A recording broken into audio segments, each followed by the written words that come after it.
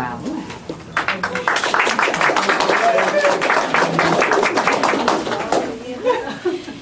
As you might have heard by now, Neil was the last member of his Scottish clan to be born on the farm in what is now Smyrna. Smyrna was chosen as a place for his pioneer family to settle because the oxen pulling the wagon refused to move once it reached Smyrna on the way to Alabama. Lucky you. Someone hit the oxen in the head with a stick to make it move, and it fell over dead. If it were not for that fateful act of animal cruelty, this retirement party would be held in the Alabama branch of Environmental Protection. That's where they were going, believe me. Neil insists the word Smyrna is an acronym for so many young rednecks near Atlanta.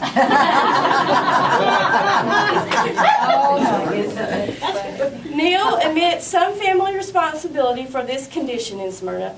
Also, we have heard over and over that he has no bad karma about what happened to the Cherokees, since his great-great-grandmother was, yes, you guessed it, a Cherokee. And can I add, my granddaughter is Cherokee and Mayan. Oh, very cool. Mayan? No. Some tribe in Colombia, I don't know.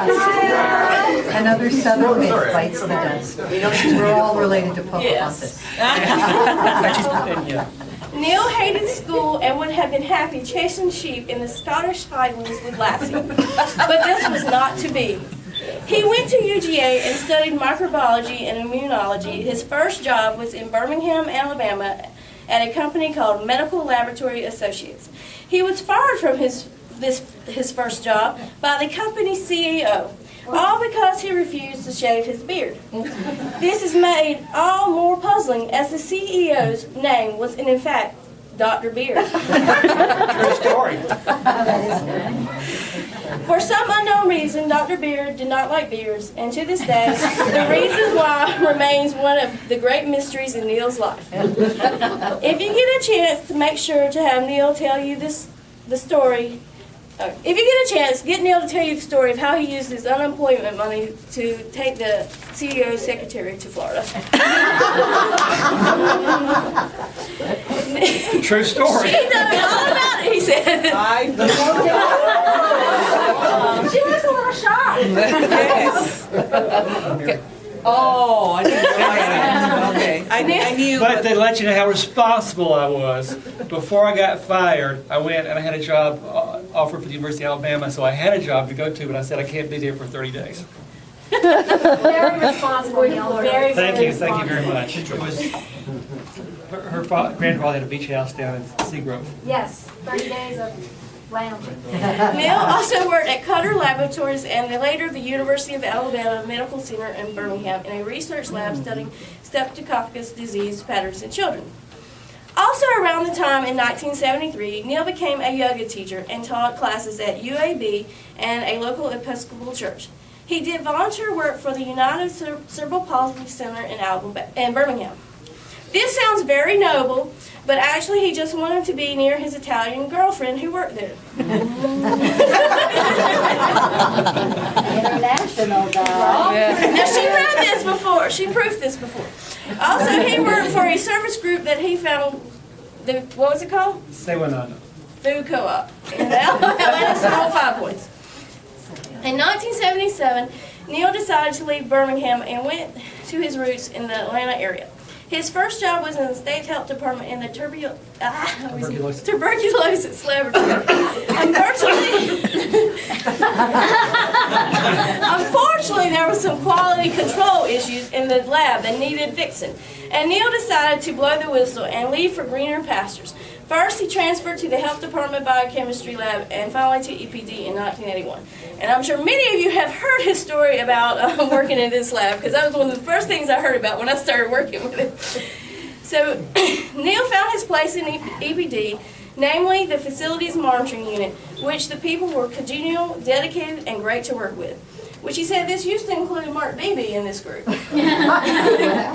He has stayed with this unit his whole EPD career. In 1986, Neil met his lovely wife Lenora, whom he calls Sugar Rita. Neil has a friend, a really tough guy from East St. Louis, who admitted to Neil that a man ain't worth a darn, but he uses a different word, without a good woman. Sugar Rita has certainly been good for Neil. He gives this advice to fellow guys. Before you say, quite frankly, my dear, I don't give a darn, well, you better think twice. After all these years, Neil's only regret is that maybe he should have shaved that beard back in Birmingham in 1971 and retired years ago. So, Neil also has daughters and grandchildren, and today his wife Lenora is with him, his daughter Kathy, and his daughter Melanie, and Kathy's daughter Maya.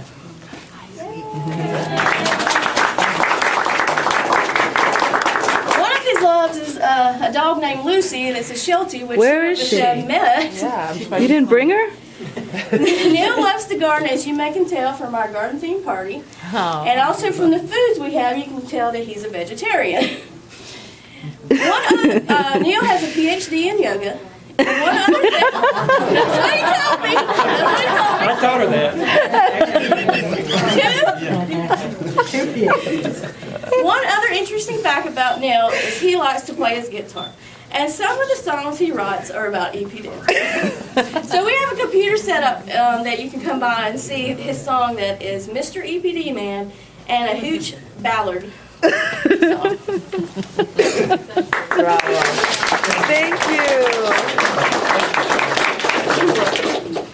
We'll miss you, Neil. We'll miss all your stories. Appreciate you guys too. Well, I came to EPD in June of 1980, and 6 months later, they told me I was going to get a new specialist in my work unit, and it turned out to be Neil Pharr. And I didn't know what to expect, but when he walked up the first day, I thought, I cannot believe this.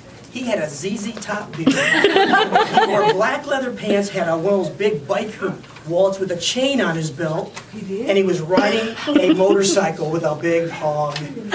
Pulled up, had a bandana on his head, and I thought, what a great It was a Yamaha. But soon With after a crate that, on the we went back. road for the first time, and I didn't know much about Neil, but I was soon to find out real quick.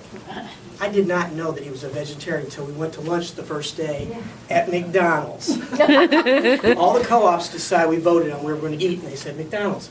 So everybody's ordering their food, and Neil comes up and he goes, I'd like a Big Mac and hold the meat. I want double pickles, double lettuce, double everything. I like a Big Mac and hold the Mac. But it just happened that first trip was to Fieldale Poultry.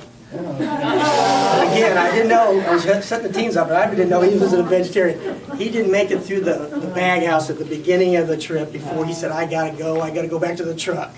So he stayed in there while the rest of us really did. But, you know, he is a vegetarian. He's helped all of us maybe have a little healthier lifestyle by introducing us to different kinds of vegetarian meals. And he's always, their whole family is always providing us excess produce they have from their gardens. Every one of them's got a green thumb. I hope you're teaching your granddaughter to have a green thumb too. Well, Neil, I can say, is probably one of the few people still, a handful of people that have been to almost every wastewater treatment plant in the state.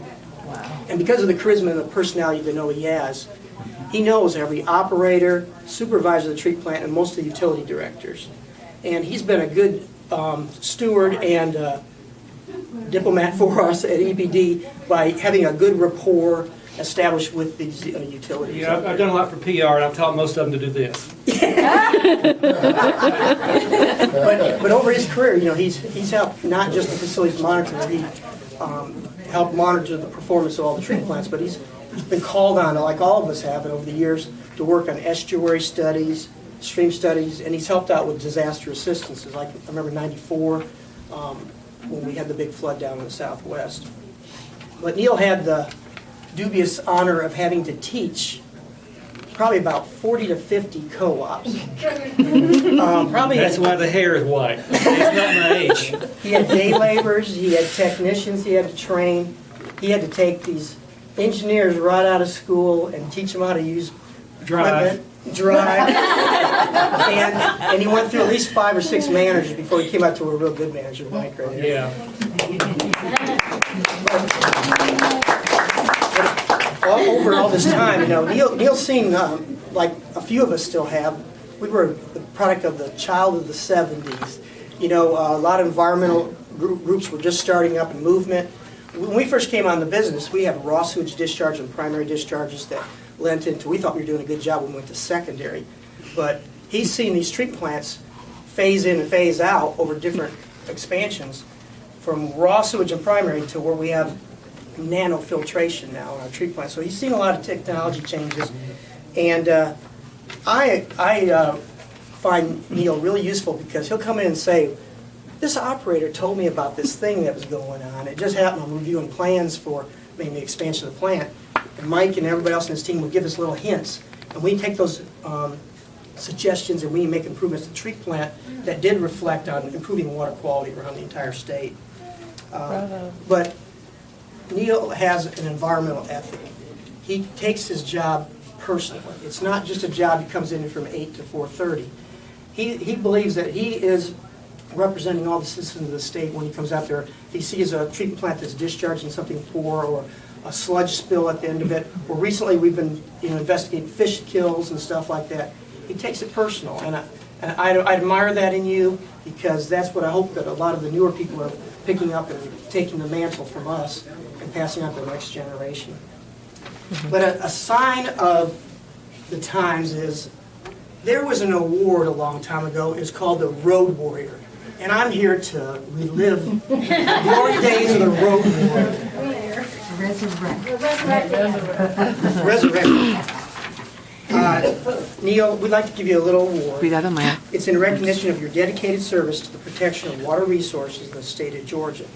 We hereby honor you with the title of Road Warrior for monitoring the performance of wastewater treatment plants, contributing to Georgia's environmental program.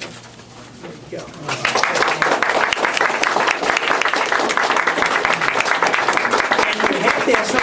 We've been in the back of the truck for many a year. We figured it was only appropriate that you take a little token of us, a new EPD vehicle, brand new.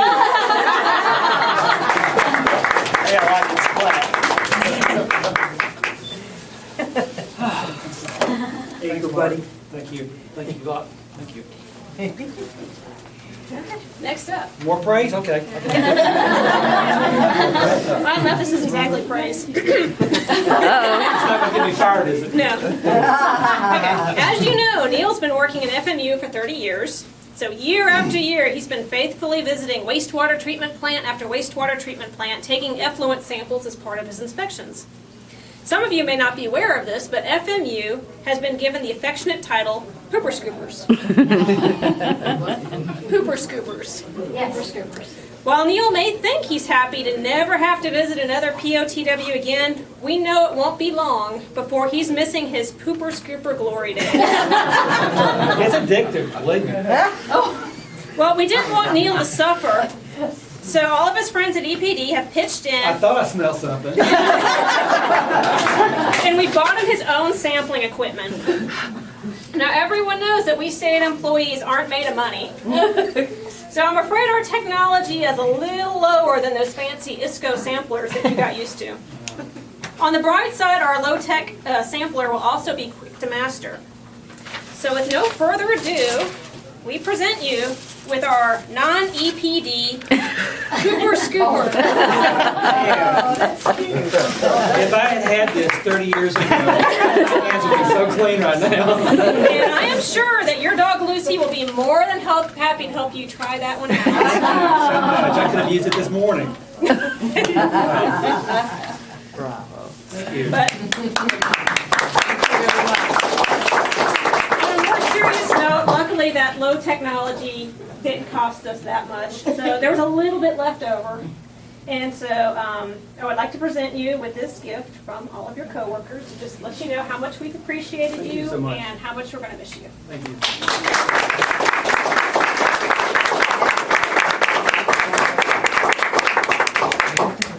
This is the point I get fired early, I think. So it would be 3.5 hours. Oh, good. Once Well- reports on his desk like 4:30.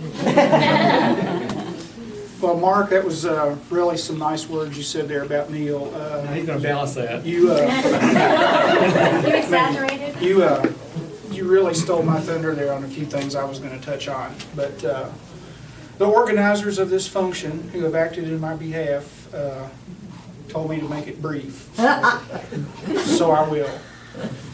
Because who wants to hear a bunch of words from somebody's supervisor on a day full of joy like this, and have them come along and ruin it? But it was not always so. And by that I mean I was not always Neil's supervisor. When I showed up many moons ago, Neil was already here.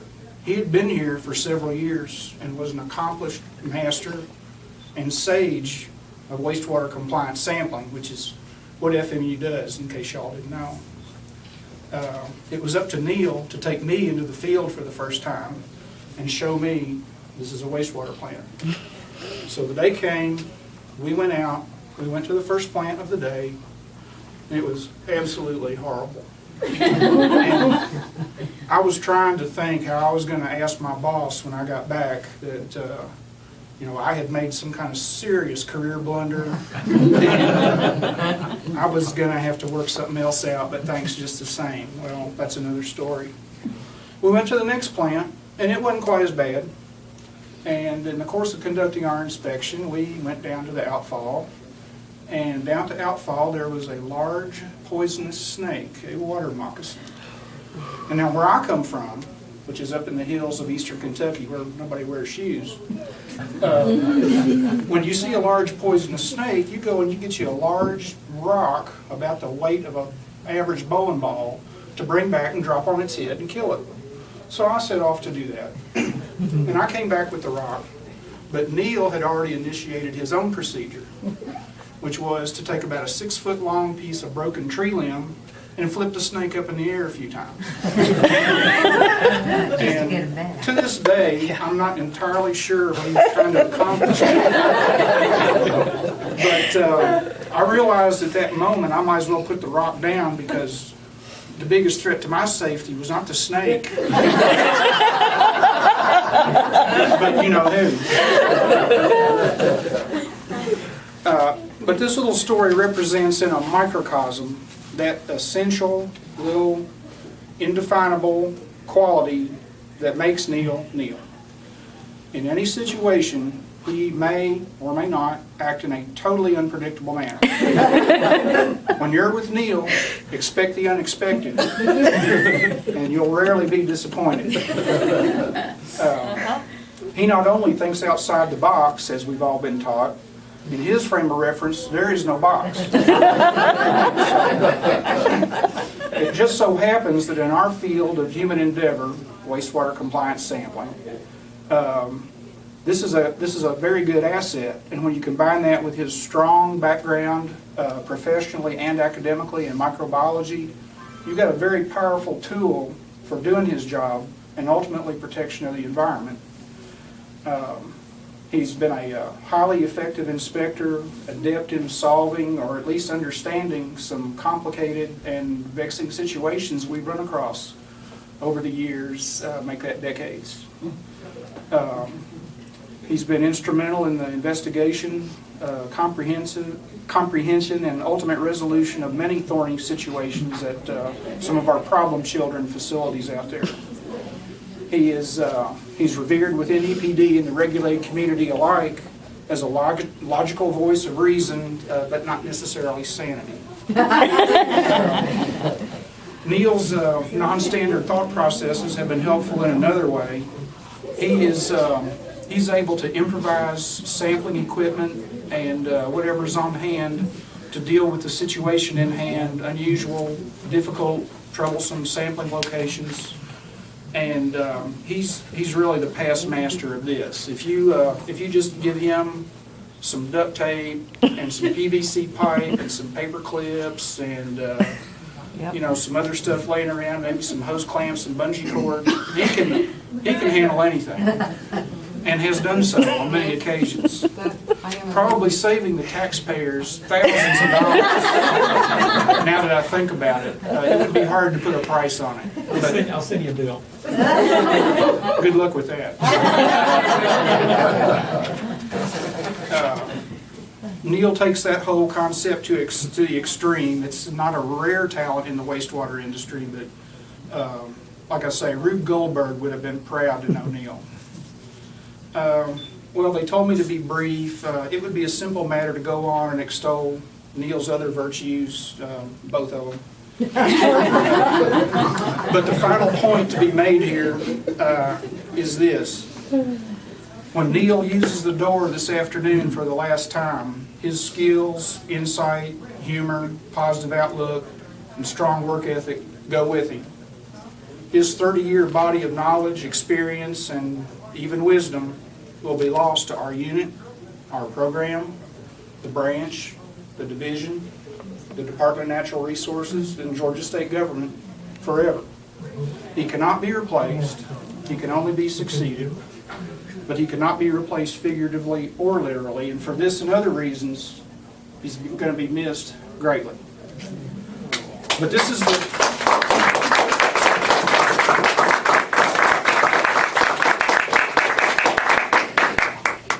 is the way of things. As I said before, we've gotten our money's worth out of Neil.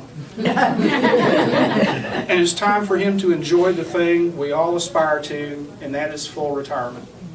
So to Neil we say goodbye, thanks for everything, you're a truly memorable individual, we know you'll enjoy retirement like no one has enjoyed a retirement before, and we wish you all the best. Thank you, Mike.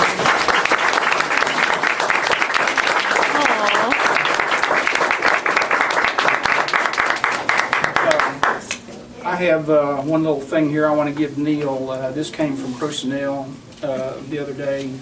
I've held it back until this moment. Now you can't let the people who are not close to retirement themselves see this. The impact on program and branch morale would be too great. But this is a list of little-known retirement benefits that you're now privy to. Okay. So you can review that tonight at your leisure.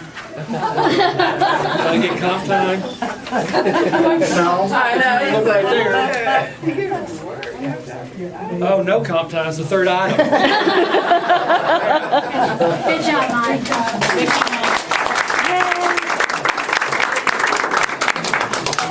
Well, I'm all choked up. I don't know if I can say anything. I was going to prepare something, but I don't really do that. But I thought if I bring some props, it might help me take my mind off it. Light a fire. And I won't say anything that could, is still, there's still, the time that's expired being sent to federal prison. The only thing I regret about, well, first of all, I should say, thank you, Michelle, Susan, and everybody who's put this together. This is really fantastic.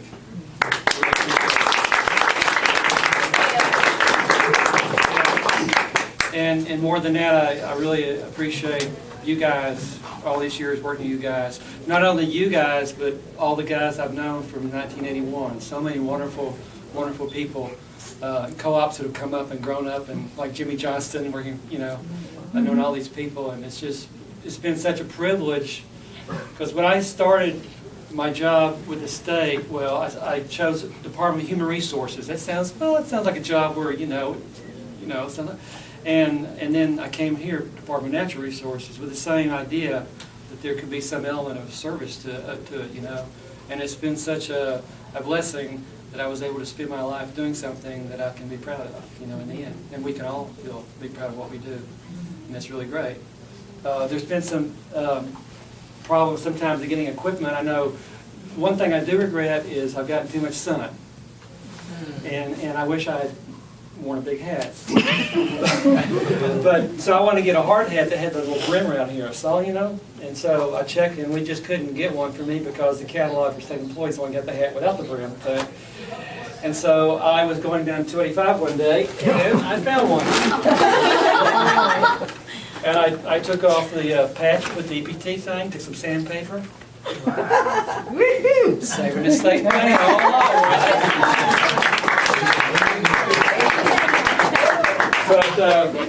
But then technology evolves, you know. And then I found this baby. I highly recommend these to all the gringos. It worked. And then I have another hat that I was trying in December when me and Ben were out. But Ben told me to take it off because it was he said, a PR disaster.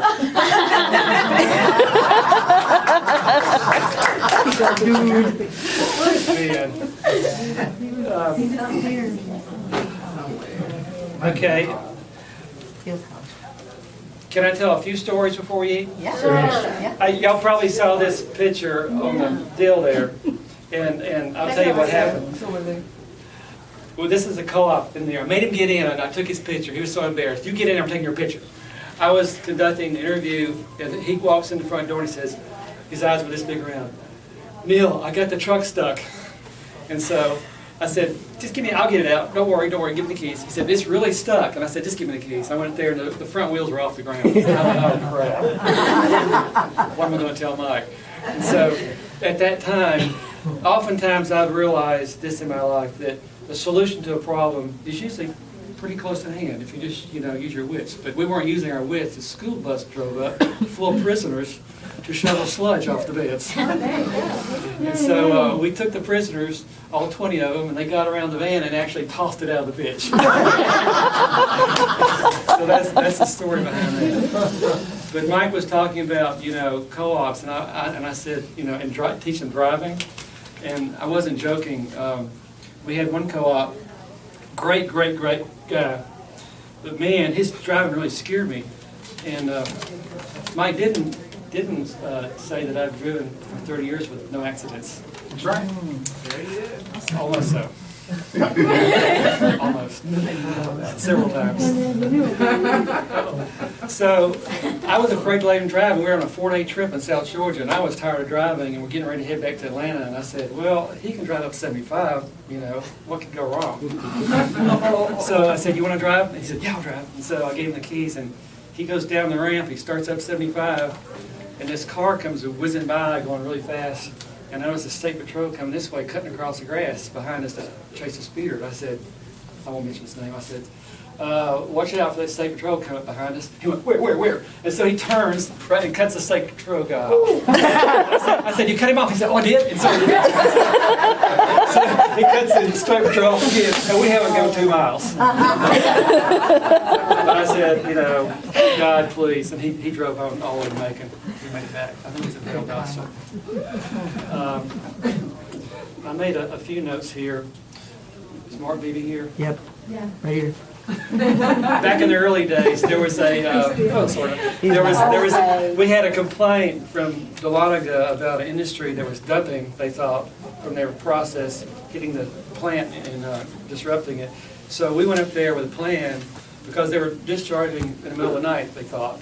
So we went up there in the middle of the night, popped the manhole cover, suspended a ISCO sampler in the manhole, and we came back so the facility wouldn't see us because the manhole was right out in front of their front gate, this industry. And so we showed up the next night, Mark will remember, and so we pop it out of there, but we took the city truck, some pickup truck the city had so they wouldn't see the state van.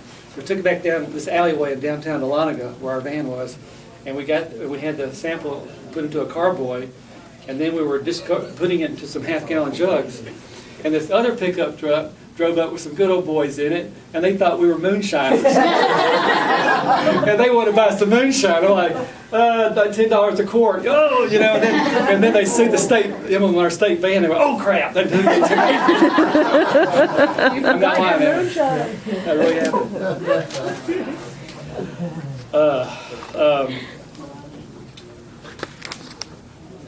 This also happened. Everything happened Keep on telling March. stories, I got some more.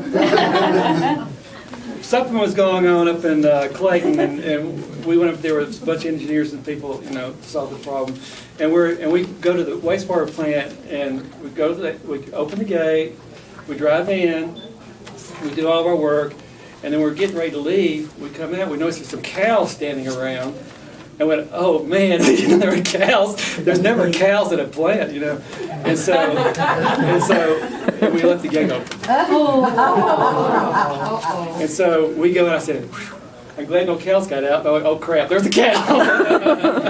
And so we get these long tubes called sludge judge out of our thing. And so the cow sees these tubes. And so the cow's like thinking it's cattle prods or something. And then it takes off running in the woods. And so we run up in the woods and we herded that cow back at the gate.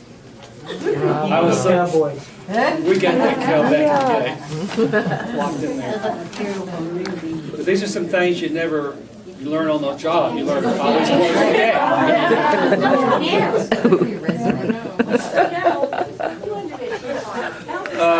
I mentioned, on a serious note, I mentioned some of the rewarding things that have made this career rewarding to me. I think one thing that we've done is, somewhere along the line, these operators got the idea of taking chlorine powder and putting it around the weirs to kill all the algae and make everything look nice.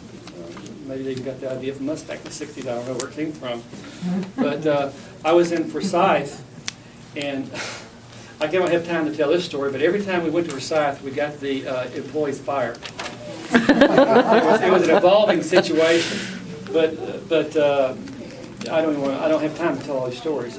But the last time they upgraded and built these two package plants and a sand filter.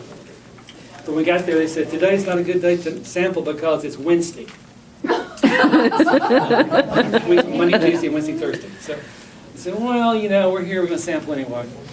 And so I'm setting up a sampler. They also have UV disinfection to keep chlorine out of the creek, right? Great advance. So I'm setting up the sampler, but I'm choking on chlorine vapors. I'm saying, why am I choking on chlorine vapors? So we pull out the chlorine kit to check the total residual chlorine, and it turns, pink. Well, it turned cherry red, So we diluted it, cherry red. We diluted it like 1 to 100. We got a reading, 123 milligrams per liter going in the creek. Every Wednesday. And so they were, yeah, and there was, it's a long story. So we go down the creek, and the creek is upstream. It's a fairly healthy, beautiful creek with native minnows and brim and stuff in upstream. Downstream, the rocks are scoured off. All the fish are dead. Downstream for 3/4 of a mile. And so this story goes on and on and on, but that was a situation where at least we saved 52 fish kills that year. And we got the operators all over the state not to do it. But I talked to the EPA about it, I said, we got this situation in Georgia, we're within the borders, you got the whole, get the word out, and they're like, oh, we're too concerned about .013. Taping the So I don't know floor. what the deal is. Videotaping the floor. But the one thing that could have got me fired on this job, didn't. And the reason it didn't is because the person I did it to was afraid he was going to federal prison for falsifying records. I don't know if I can use names. I'm not going to use names. Let's skip that story. Okay. We went to this plant, and we're actually going to upgrade and do a land application system, I think. But they had this old system, it was not working. And the guy who was supposed to be the operator was always turkey hunting and cooking the numbers, apparently. And because we got there, the solids going out of the plant were about 450 milligrams per liter going out of the effluent. And we went down to the creek. This creek's name was Butts Creek. And it had about this much sludge in it, and bloodworm fruit. So this had been happening for who knows how long. And so it was a big deal, and the regional office, Mary Sheffield, came up and her people and stuff. And we were there 4 days, and the mayor and the superintendent were supposed to have a meeting with those people. And I was a little bit late because I went by the plant to see what how it was still good happening. It was still going out. They couldn't stop it, but they had what's called an Imhoff tank. An Imhoff tank is a type of settling basin that was before trickling filters, like 1890 technology, and it's just really like an open septic tank. But anyway, they had one there, had been there a long time ago, and that they had redirected the flow into it to try to catch more solids. And so I was pretty pissed. And so we get to City Hall, we go in there, and it's kind of an old building, it was dingy looking, everybody's sitting around, and it was kind of a depressed atmosphere, and and I was not feeling too happy. And I apologized for being 10 minutes late to the meeting. I apologized to the mayor, and I said, see, you have your Imhoff tank set up down there. Yeah, the regional people said it might be a good idea, maybe we could catch more solids, And I said, well, that's great that you got the Imhoff tank. That reminds me of a big poster I have on my wall in my office with letters this big. It says the Imhoff principle. The mayor went, really? And I said, yeah. I said, it says the Imhoff principle. In a bureaucracy, the large chunks have a tendency to float to the top. And after I said that, I felt better. Y'all ready to eat now? Oh boy. But I must admit, I bragged about not having an accident, but, well, I did back into the telephone pole again. That's right. That reminds me, though, Jordan Jones and Goulding, Eddie Jones, his son, when he graduated from Tech, came to work and worked our unit for 9 months. And we trained him. And so Eddie's a great guy, a great guy. And so he goes out for his first inspection by himself, with his little orange book. And so he goes to this very small plant, pulls in the Suburban, backs up and hits the telephone pole, shakes the fuse off, and all the power went off the plant. Then Eddie has to get out and say, hello, I'm from the government, I'm here to help you. But I'll tell you what I did. Mark was in the car, I think Don Baker, the time we were up in way north somewhere coming down 75. And it's a suburban full of like 5 people in there, and they all were talking. I was driving, and they were distracting me. Their fault. I was in the fast lane, and this guy was speeding. He was going to pass me on the right, and I didn't see him coming. So I started moving over into my right lane, cut this guy off, almost ran him into the emergency lane. He's yelling and screaming and blowing his horn at me, and I'm like, oh my gosh. And I looked at the car. It was a Rolls Royce. Remember that? Probably the only Rolls Royce on the state highways that day, and we almost ran into the ditch. I love my job. Yeah. But anyways, I know y'all are hungry and all, but again, I want to say that I love all you guys so much. It's been such an honor, privilege, everything. Actually, I think I have something written here.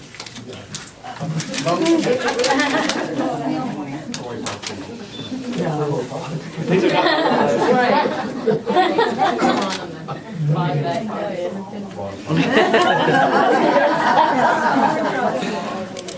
my last day at EPD is today, January 31st. It has been an extreme honor and privilege to serve along each and every one of you. Your hard work and dedication to serving the people of Georgia is not only noble and admirable, it is both inspiring and comforting to know that Georgia's present and future is in very good hands. I have witnessed not only your professionalism, but what the hell am I doing? I don't know, that's not bad.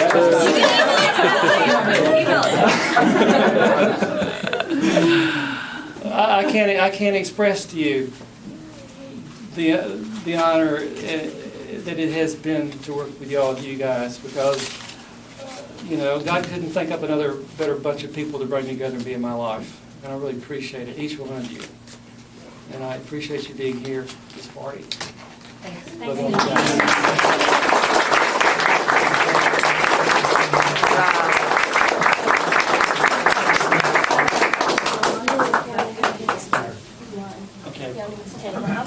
Start eating now? Good, everyone. Okay, how do I turn this off, Mom? I think you push that button.